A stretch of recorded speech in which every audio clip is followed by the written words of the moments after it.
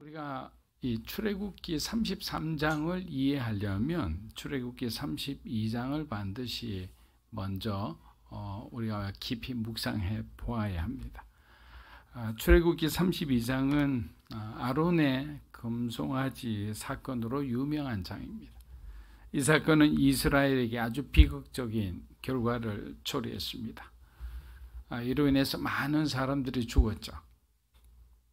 모세가 시내산에 올라가고 시간이 지나도 내려오지 않자 백성들은 불안해했죠. 왜? 자기들의 지도자가 지금 40일이 지나도 내려오지 않으니까. 그래서 그들이 요구한 것은 뭐냐? 자기들을 위로하고 격려할 수 있는 그런 뭔가를 만들어 달라는 거예요. 그래서 아론은 백성들로부터 장신구를 모아서 금송아지를 만듭니다. 여러분, 이 금송아지를 하나님처럼 여기며 춤을 추고 막 축제를 벌이는 그 모습을 하나님이 직접 보고 계시니 얼마나 한탄스러울 거예요. 그런데 우리는 여기서 몇 가지 좀 짚고 넘어가야 할 것이 있습니다. 출애굽기 32장 1절 말씀입니다. 백성이 모세가 산에서 내려옴이 더딤을 보고 모여 백성이 아론에게 이르되 우리를 위하여 우리를 인도할 신을 만들라. 이 모세 곧 우리를 애굽 땅에서 인도하여 낸 사람은 어찌 되었는지 알지 못함이로라. 자, 백성들이 뭐라고 지금 얘기하고 있습니까? 모세가 산에서 내려옴이 더딤을 보고 모여 아론에게 하나님의 형상을 만들 것을 요구합니다. 여러분, 이 문장을 보면서 정말 답답한 마음이 들지 않습니까? 하나님의 구원을 한두 번도 아니고 수십 차례 걸쳐 경험했음에도 불구하고 이스라엘 백성은 여전히 변하지 않아요. 어쩌면 저와 여러분도 마찬가지예요. 조금씩 변하지만 하나님이 원하시는 만큼 그렇게 변화되지 않고 굉장히 완악할 수도 있고 굉장히 고집스러울 수도 있습니다. 한번 보십시오. 하나님께서 홍해를 건너게 하셨죠. 구름기둥, 불기둥으로 사막에서 그들을 안전하게 거주할 수 있도록 그 환경을 조성해 주셨습니다. 또 달달하고 시원한 물도 마시게 해주셨어요. 만나와 메추라기를 통해 그들에게 필요한 양식도 공급해 주셨습니다. 적어도 양심이 있는 사람이라면 하나님께 감사하며 하나님의 말씀에 순종해야 되지 않습니까? 왜? 그들이 한 건 아무것도 없잖아요. 하나님의 일방적인 은혜고 일방적인 구원이었는데, 그렇다면 우리가 주신 또 우리가 받은 은혜에 감사하여 주님의 말씀을 가장 우선 소중히 여기는 그런 삶을 살아야 함에도 이스라엘 백성들은 그리하지 않았어요. 그런데 그들은 여전히 보면 자기중심적인 삶을 살고 있는데 뭐라고 얘기했습니까? 모세가 빨리 내려오고 늦게 내려오는 판단의 기준을 왜 그들이 하느냐입니다. 더딤을 보고, 하나님께서 그들에게 더 더디게 할 수도 있고 더 빨리 내려가게 할 수도 있잖아요. 그러니까 이 신앙 자체가 이 사람들은 여호와 중심 신앙을 가지고 있지 않았던 거예요. 하나님 중심 신앙을 가지고 있었다면 언제든지 우리가 하나님의 시간을 기다릴 수 있는 그런 마음의 준비, 신앙적 준비가 돼 있어야 되는 거예요. 그런데 항상 문제가 뭐냐면 자기들이 중심이니까 자기들의 불안을 해소할 수 있는 뭔가를 결국에는 대안을 만들어 버리는 거예요. 여러분, 우리도 이러한 실수를 종종 저지르게 됩니다. 하나님께서 우리를 향한 분명한 계획을 갖고 있다는 거 다 믿고 있어요. 그런데 우리는 지금의 형편과 상황만을 바라보고 이스라엘 백성들처럼 이렇게 뭔가 우리가 스스로 대안을 만들려고 합니다. 이 답답한 환경을 우리가 이것을 새롭게 이 판을 바꿀 그런 대안을 결국에는 우리가 주도적으로 만들게 되는 거예요. 마지막까지 하나님을 기다리는 믿음이 부족하다. 늘 사울의 이야기를 하지만 어쩔 수 없어요. 사울이 그 좋은 예가 되니까. 사무엘이 오기까지 기다려야 되는데 그는 군사들이 그냥 탈용하기 시작하고 백성들이 막 동요하기 시작하니까 이러다가 그냥 나라가 망하겠구나 생각해서 사무엘이 도착하기 바로 직전에 자기가 제사를 드려버립니다. 근데 아이러니컬하게도 제사를 드리는 순간 사무엘이 도착했어요. 여러분, 이것이 바로 하나님의 또 다른 하나의 우리를 가르치시는 또 훈계하시는 방법이죠. 끝까지 기다렸으면 복을 받았을 건데, 문제를 해결받았을 건데, 우리가 뭔가를 해결하려고 하다가 하나님은 그것이 아니라는 것을 가르쳐 주시는 거예요. 여기서 그들이 말한 더디오다, 모세가 더디오다는 이 더디오다라는 표현은 원래 원어로는 어떤 뜻이냐, 실패하거나 수치를 당하다라는 의미예요. 이는 백성들이 이미 모세를 실패한 사람으로 여겼음을 의미하는 거예요. 모세는 지금 실패해서 그 위에서 이미 그는 용도 폐기된 사람이다. 수치를 당한 사람이다. 하나님의 계획과 시간을 무시하고 자신들의 기준과 판단으로 하나님과 모세를 평가한 아주 위험한 행동을 하고 있는 거예요. 또한 이스라엘 백성들이 자신들을 애굽에서 구원해 주신 것이 하나님이라는 사실을 잊고 뭐라고 얘기합니까? 모세, 인간인 모세에게 집중하고 있어요. 이러한 불신앙은 쉽게 우상 숭배로 변질될 수 있습니다. 마지막으로 이 금송아지를 만든 재료가 된 이 금귀걸이는 애굽을 떠날 때 애굽인들이 이렇게 하나님의 은혜로 애굽인들로부터 받은 거예요. 이는 앞으로 성막을 만들 때 필요하죠. 나라의 기초를 세울 때 많은 재정이 필요하기 때문에 하나님께서 그들로부터 그들의 어떤 재물을 받아서 오게 하신 거예요. 야곱이 그냥 나오지 않았잖아요. 하나님께서 뭐라고 얘기합니까? 성경을 보면 그대로 나와서 라반에게서 빼앗아 주셨다는 거예요. 어쩌면 430년간 노예 생활했던 그 노예 대금, 그들의 품삯을 하나님께서 이 애굽에 있는 사람들에서 다 긁어서 그들에게 주었을 수도 있죠.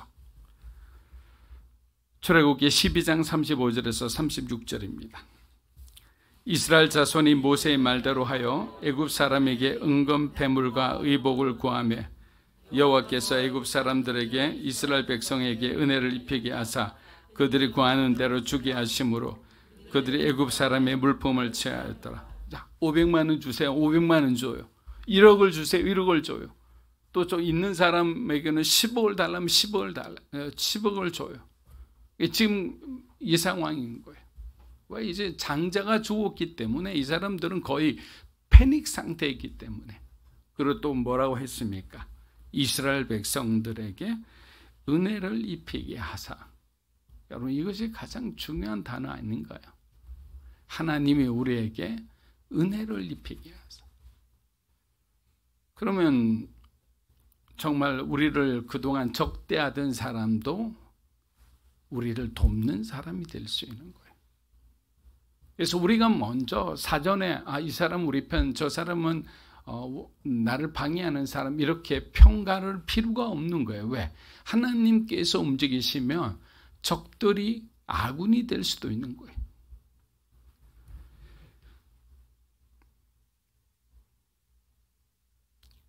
그런데 항상 우리에게 돈과 명예와 이 권력이 쥐어지는 순간 그것이 주님을 위해 올바로 사용되지 못한다는 사실이 항상 안타깝습니다. 은금 폐물의 장신구도 개인을 위한 것이 아니라 사실 하나님 나라를 위한, 이스라엘을 위한 그러한 어떤 폐물이었습니다. 하지만 이를 잘못 사용하여 우상을 만들어 버렸죠. 자신의 몸을 치장하고 다른 사람들과 차별하는데 사용하기 시작했습니다. 하나님이 주신 것을 그렇게 사용한 거예요. 성막을 위해 헌금하라 했을 때 어떤 가정은 애굽인이 준 그 모든 것을 바친 사람도 있고, 또 어떤 가정은 그 금을 아까워해서 금을 담아요. 아주 적은 양만, 마치 자기 것인 양, 적은 양만 바친 사람도 있을 거예요. 그러나 하나님은 공의로우신 분이시죠. 언젠가 그들이 향한 대로 상도 받고 벌도 받을 거예요. 여러분, 이것을 성경에서는 하나님의 미쁘심, 하나님의 신실하심이다라고 하는 거예요. 그래서 항상 우리가 좀 억울할 때는 어떤 단어를 사용하느냐? 하나님의 신실하심을 믿으십시오. 그래서 예전에 우리 항상 많이 부르던 찬양, 신실하신 하나님이라고 과거에 우리 많이 불렀잖아요. 그래서 정말 신실하신 하나님을 찬양할 때 마음에 위로가 오는 거예요. 출애굽기 33장 1절 우리 한번 읽어보겠습니다. 여호와께서 모세에게 이르시되 너는 내가 애굽 땅에서 인도하여 낸 백성과 함께 여기를 떠나서 내가 아브라함과 이삭과 야곱에게 맹세하여 내 자손에게 주기로 한 그 땅으로 올라가라. 자, 금송아지 사건에도 불구하고 하나님께서 이스라엘 백성을 가나안 땅으로 인도하라고 모세에게 명령하셨습니다. 그러나 주목할 부분은 하나님께서 이스라엘 백성을 뭐라고 칭하셨냐면 내 백성이라 하지 않았어요. 여러분 잘 한번 보세요. 다시 한번 올려주세요. 내가 애굽에서 인도하여 낸 백성이다. 하나님 삐지신 거예요. 하나님 화가 나신 상태인 거예요. 너무 화가 나는 거예요. 내 백성인데 나를 인정해 주지도 않고 내 말도 듣지도 않고 은혜에 감사하지도 않고 자꾸만 모세가 자기를 인도하는 것처럼 착각하고 이렇게 불순종하니까 얼마나 하나님도 속이 상하겠습니까? 여러분, 특별히 하나님이 화가 난 것은 뭐냐? 하나님이 가장 싫어하는 것이 뭐예요? 10계명 중에서 1계명과 2계명이잖아요. 그런데 이들이 우상 숭배했죠. 우상에게 절하는 이런 아주 하나님이 가장 싫어하는 그런 행동을 한 거예요. 그렇게 여러분의 미래를 감히 점쟁이에게 의지하거나 재미삼아 여러분 타로점 같은 거 보는 것 별로 좋지 않습니다. 왜냐하면 마치 제가 비유하면 이런 거예요. 주변이 아주 우범지래요. 막 도둑들이 엄청나게 돌아다녀요. 근데 여러분의 안방이 이렇게 살짝 열려 있는 상태입니다. 언제나 들락날락 거릴 수 있는 상태라는 거예요. 그래서 딱 닫아 놓으면 뭐 들을 수가 없죠. 우리가 잠궈 놓으면 완벽한 보안 상태에 있으니까. 근데 우리가 이렇게 자꾸만 틈을 주기 시작하면 그 틈을 타고 마귀는 들어와서 우리 집안을 난장판 만들어 놓는 거예요. 여러분, 언약이라는 것은 서로가 책임을 지는 관계입니다. 하나님께서 이스라엘 백성들을 보호하고 사랑하셨다면 이스라엘 백성도 하나님의 명령에 따라 순종하고 또 하나님을 사랑하고 따라야 하는 거예요. 이게 언약인 거예요. 상호 간의 계약인 거예요. 그래야 성립이 됩니다. 그리고 하나님의 언약은 대부분 우리가 잘 알지만 조건절이에요. 너희가 만약에 이러하다면 내가 이렇게 하겠다라는 것이 하나님의 명령이에요. 왜? 그럴 수밖에 없잖아요. 지금으로 말하면 그리스도인에게, 다른 말로 하면 예수 안에 있는 사람을 축복하시, 예수 밖에 있는 사람은 하나님은 전혀 관계가 없어요. 그들이 예수 안에 왔을 때만 하나님께 하이라이트 되잖아요. 물론 예수 밖에 있는 사람들 중에서 구원받을 사람들이 있죠. 그들은 그들대로 하나님께서 일하실 거예요. 그들의 구원을 위해서. 출애굽기 33장 2절에서 3절입니다. 내가 사자를 너보다 앞서 보내어 가나안 사람과 아모리 사람, 헷 사람과 브리스 사람과 히위 사람과 여부스 사람을 쫓아내고 너희를 적과 꿀이 흐르는 땅에 이르게 하려니와 나는 너희와 함께 올라가지 아니하리니 너희는 목이 곧은 백성인즉 내가 길에서 너희를 진멸할까 염려함이니라 하시니. 여러분, 하나님은 전지전능하신 분이잖아요. 우리가 하나님의 성품에 대해서 공부하신 분들은 잘 아실 거예요. 전지라는 것이 얼마나 놀라운 하나님의 성품인지 미리 이미 모든 것을 아신다라는 뜻이잖아요. 그래서 우리가 전지전능하신 하나님만 우리가 제대로 알고 있어도 어떻게 된다? 우리의 모든 삶을 하나님께 의탁할 수 있는 거죠. 왜? 그분은 우리의 모태에서 우리가 조성될 때부터, 그리고 우리가 어떻게 하나님을 위해 살아갈지, 그리고 어떻게 우리 이 땅에서의 생을 마무리할지 하나님은 다 알고 계시는 거예요. 우리의 미래가 어떻게 변화될지, 우리 미래의 수많은 가능성 중에서 우리가 어떤 선택을 해야 되는지,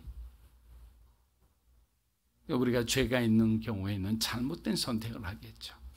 다 알고 계시다는 전제로 우리가 신앙생활을 해야 하는 거예요.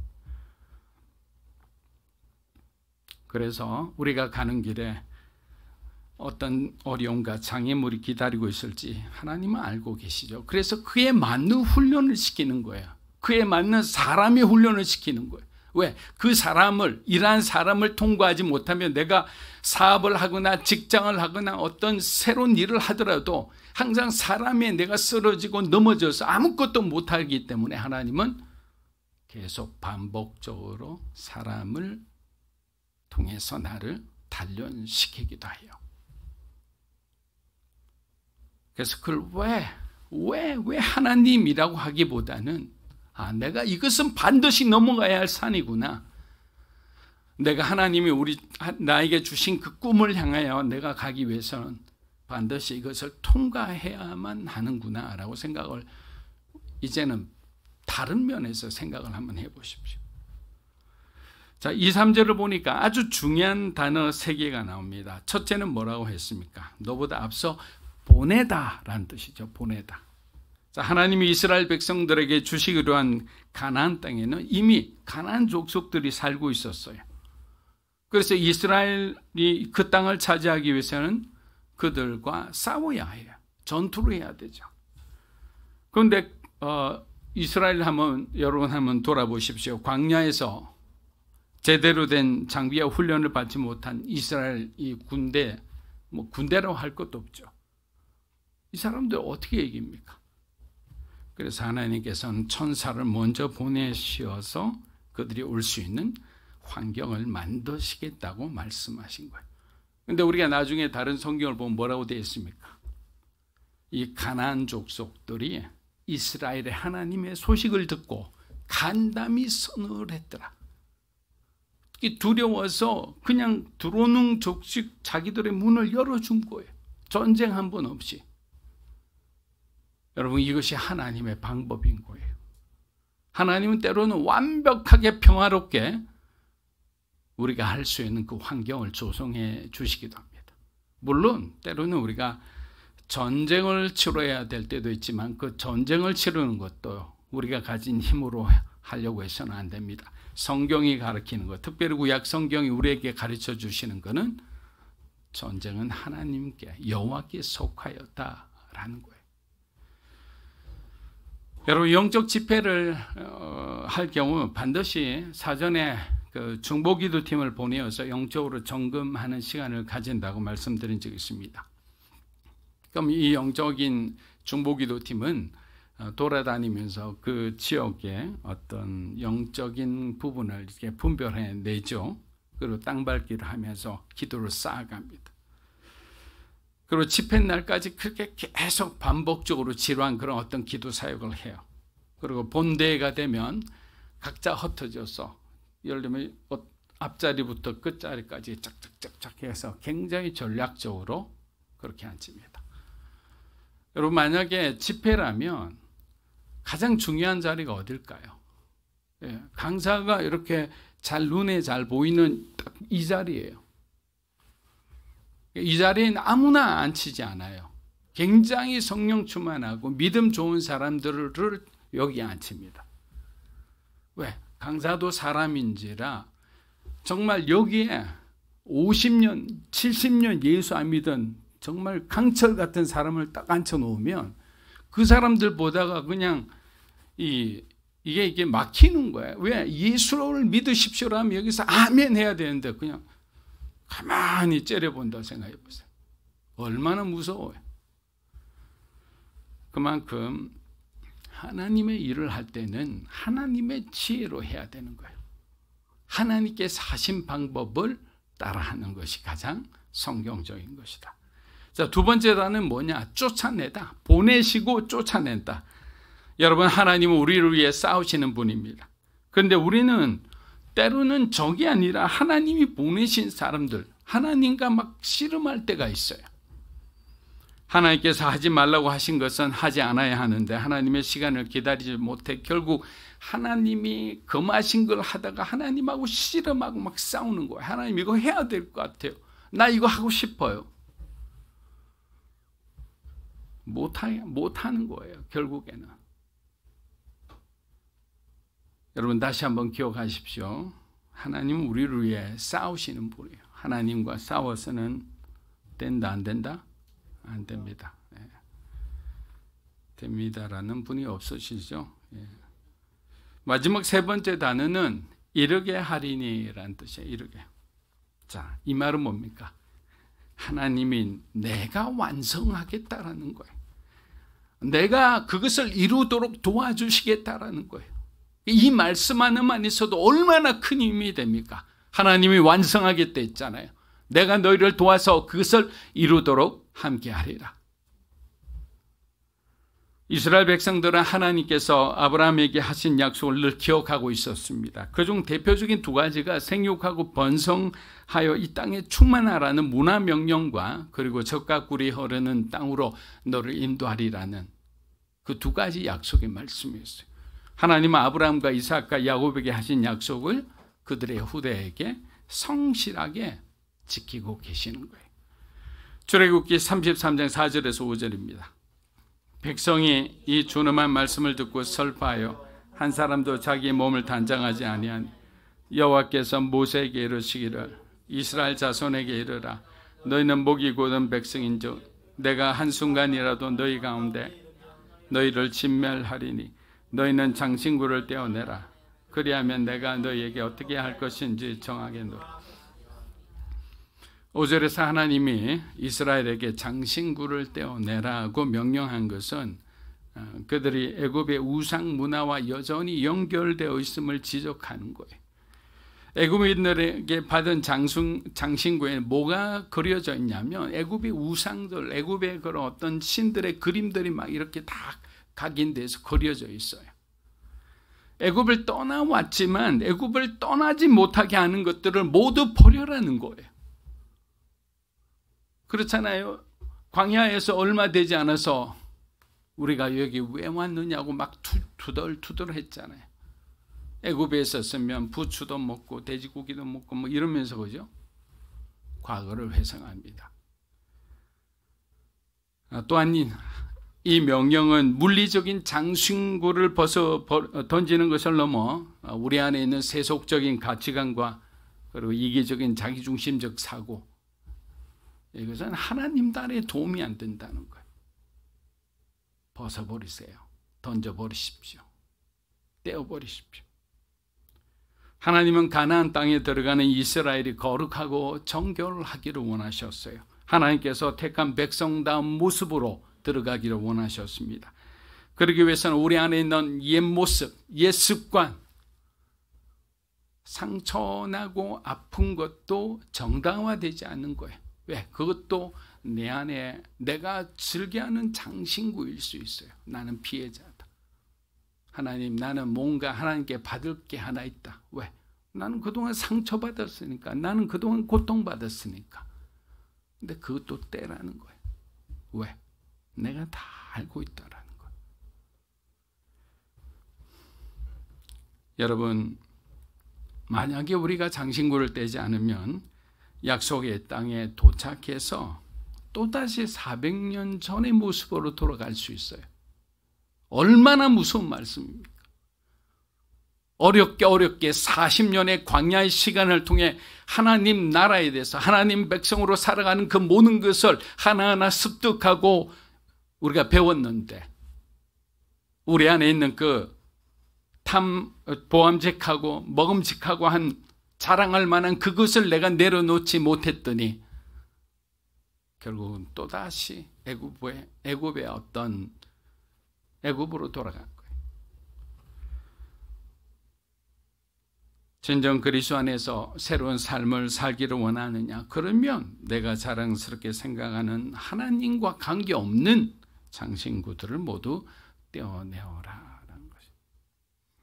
우리 안에 있는 죄의 요소들을 떼어내라는 것이죠. 여러분, 우리가 착각하기 쉬운 것은 우리가 신앙생활 잘해요.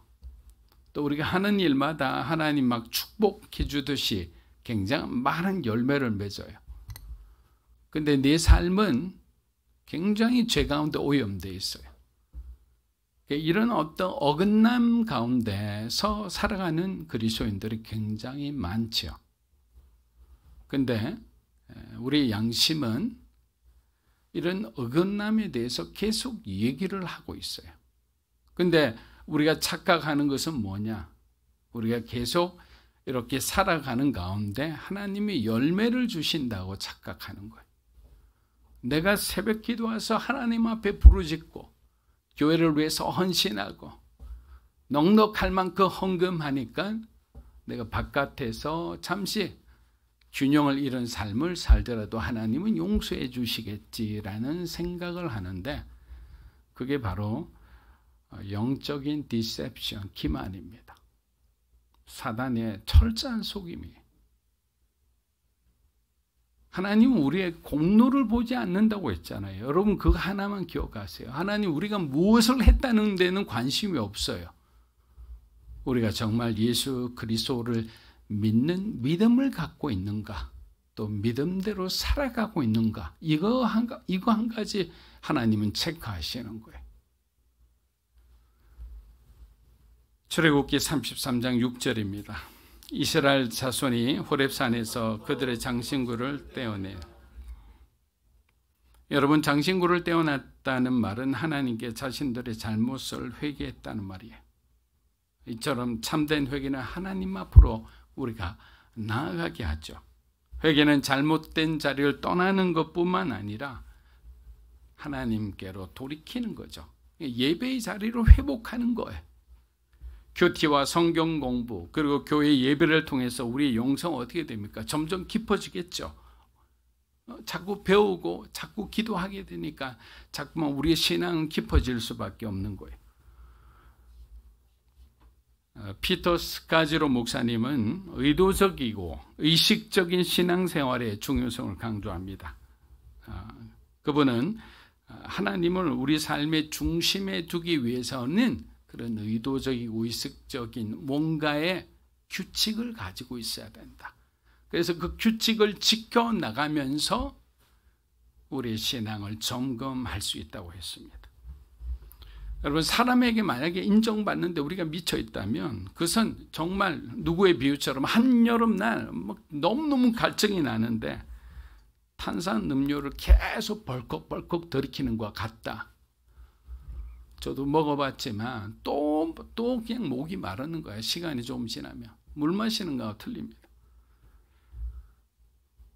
그래서 누구의 예를 대느냐? 다니엘의 신앙과 삶의 규칙을 배우자. 유다가 멸망한 뒤 포로로 잡혀간 많은 사람들이 그들의 노예로 살고 있었습니다. 바벨론의 목표는, 이 바벨론은 한마디로 세상이죠. 세상의 목표는 간단했습니다. 하나님을 경외하는 다니엘과 같은 이 그리스도인들, 하나님의 백성들을 이 세상 자기의 문화와 가치에 동화시키고 흡수시켜서 그들의 색깔을 없애버리는 거예요. 그렇다면 다니엘은 이러한 막강한 권세와 영향력에 맞서 어떻게 저항할 수 있었을까요?